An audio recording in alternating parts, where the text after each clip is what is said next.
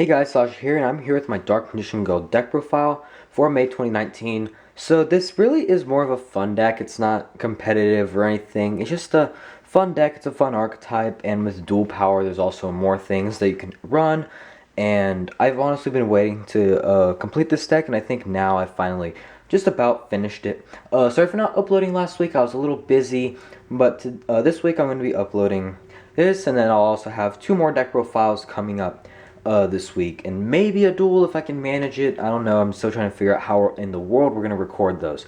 So yeah, I'm going to go ahead and get started with my Dark Magician Girl deck for this format. So obviously, first things first, we're going to be running 3 copies of Dark Magician Girl.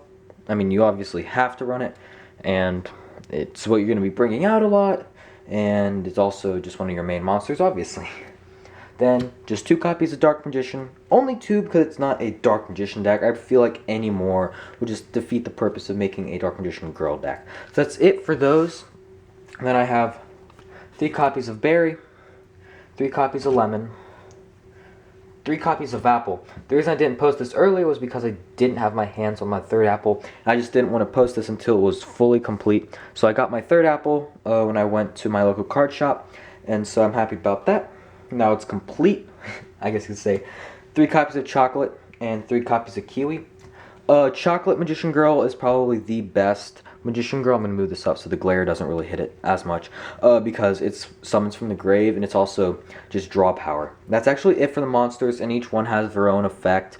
Berry on summon lets you add 1 to your hand, and also when its attack changes battle position and summon a Magician Girl card from the deck.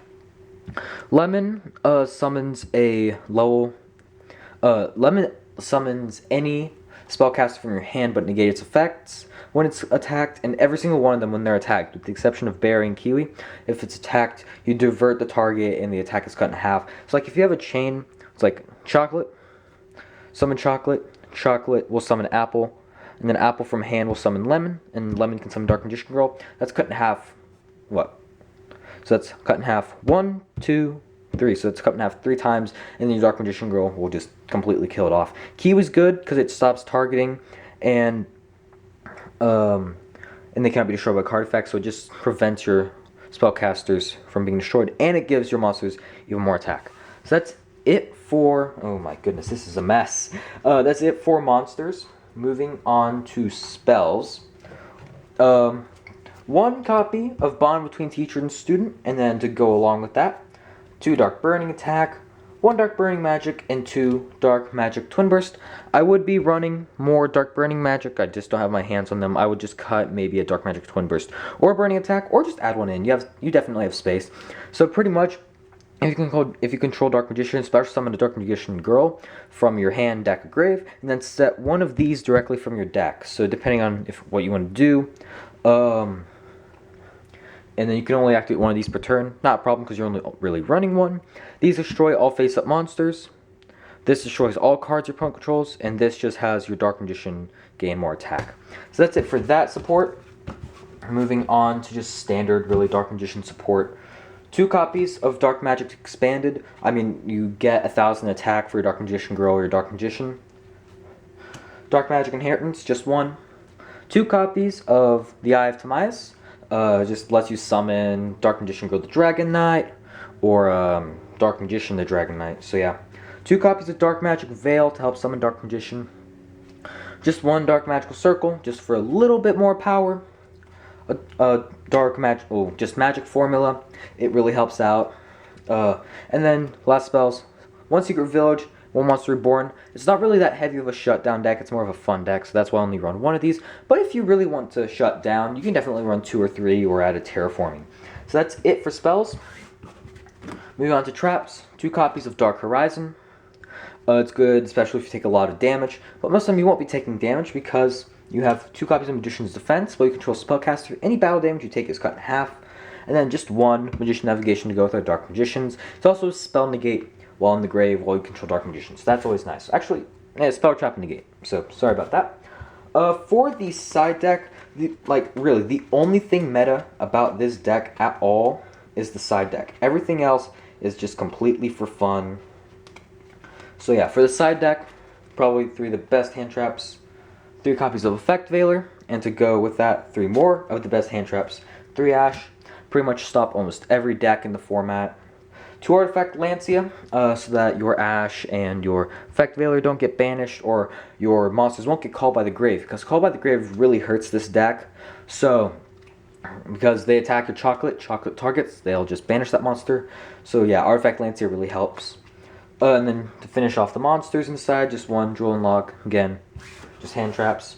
3 Twin Twisters, 1 Super Poly, just depending on what your matchups are, and then Royal Decree to stop impermanence, and a Fog Blade.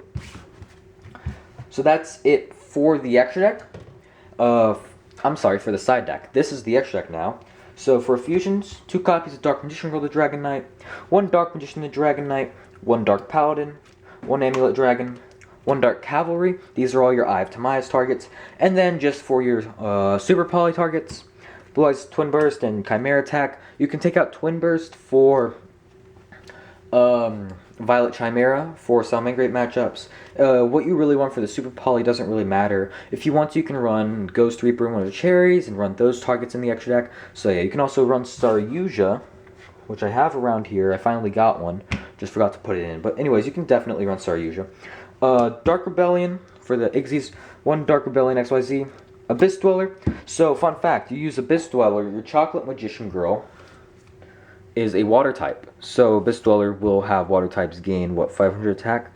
Since it was, because you're only using chocolate. So, you can have her gain 500 attack. So, that's always nice.